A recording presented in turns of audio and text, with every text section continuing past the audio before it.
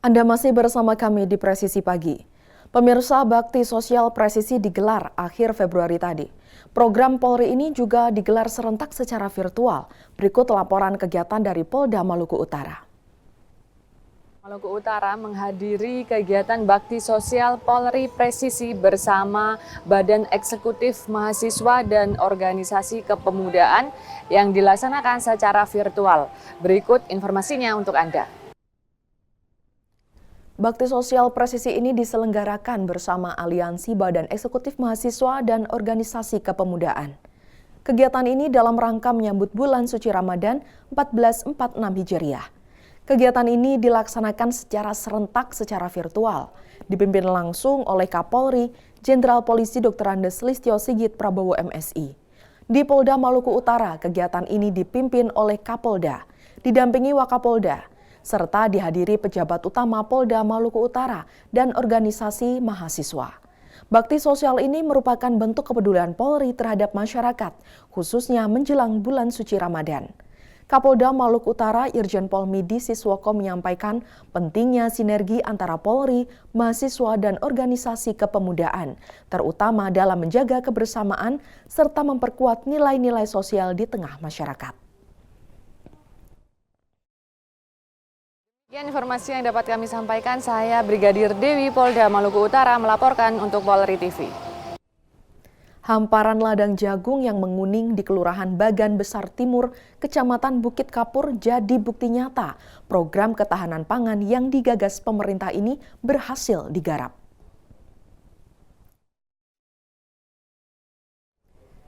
Panen raya ini adalah tahap pertama untuk mendukung swasembada pangan 2025.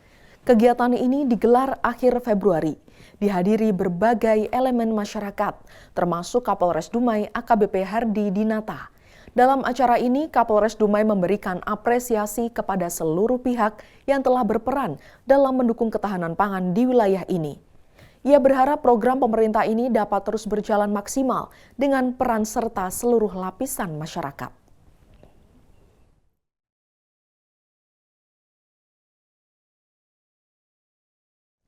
Pembangunan gedung baru SMP Kemala Bayangkari resmi dimulai dengan prosesi peletakan batu pertama oleh Ketua Pembina Yayasan Kemala Bayangkari, Nyonya Juliati Sigit Prabowo.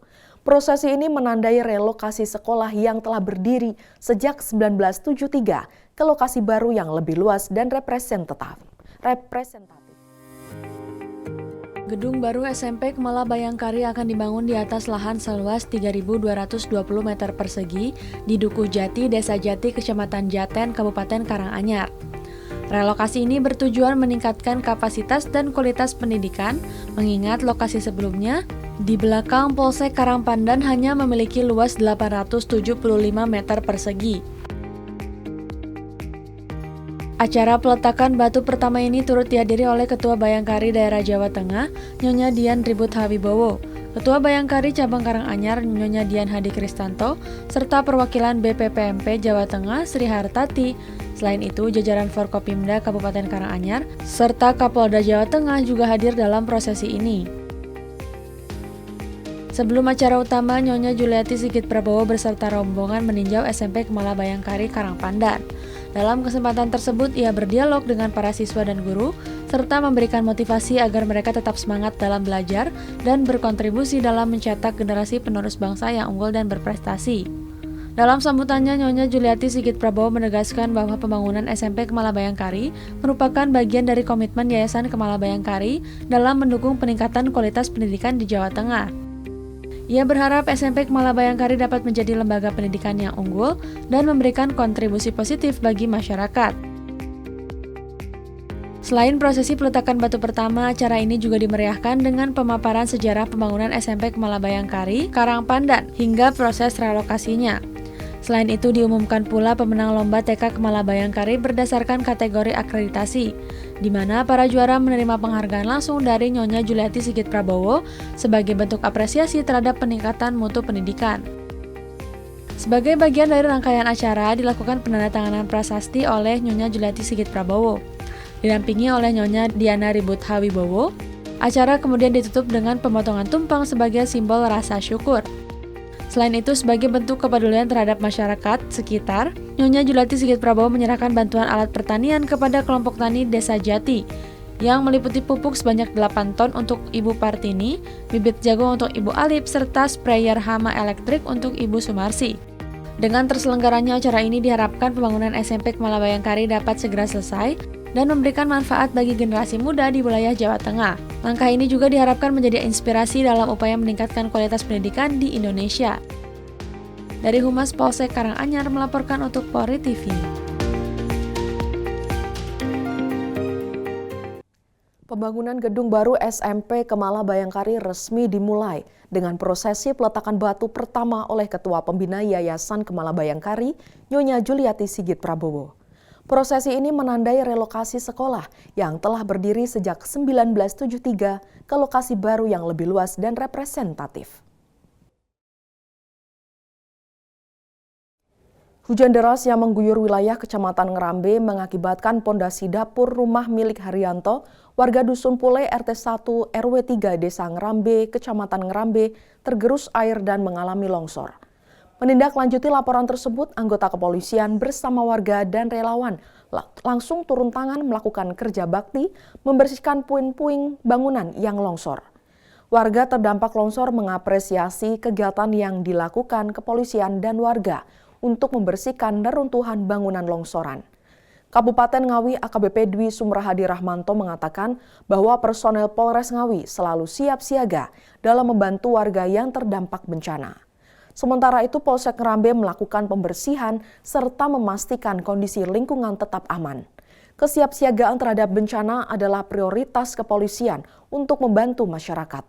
Tidak ada korban jiwa dalam kejadian ini, namun kerugian material cukup signifikan. Masyarakat diimbau untuk tetap waspada terhadap cuaca ekstrim yang masih berpotensi terjadi di wilayah Ngawi.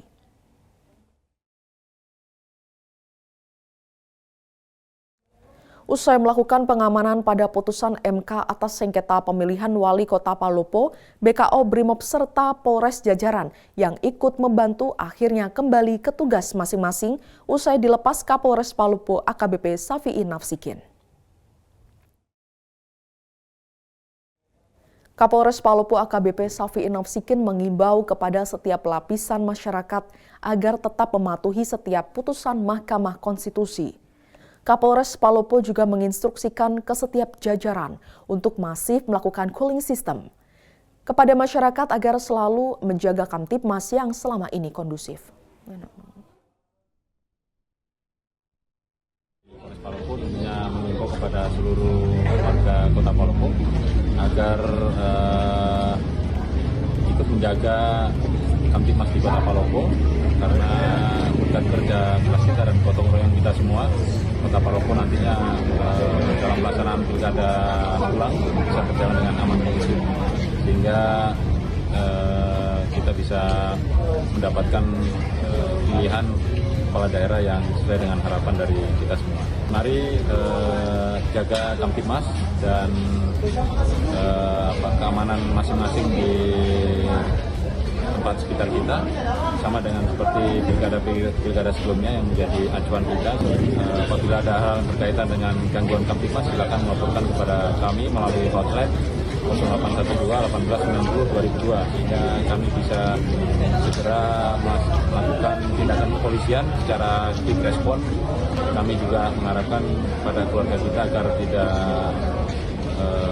melakukan hal-hal yang berkaitan dengan ujaran kebencian sehingga bisa memecah belah persatuan dan kesatuan, dan kami harapkan saring sebelum sharing sehingga tidak menjadi pola liar yang bisa memperkeruh suasana dalam penyelenggaraan pemilu nantinya. Jadi harapan kami agar masyarakat lebih cerdas dalam memahami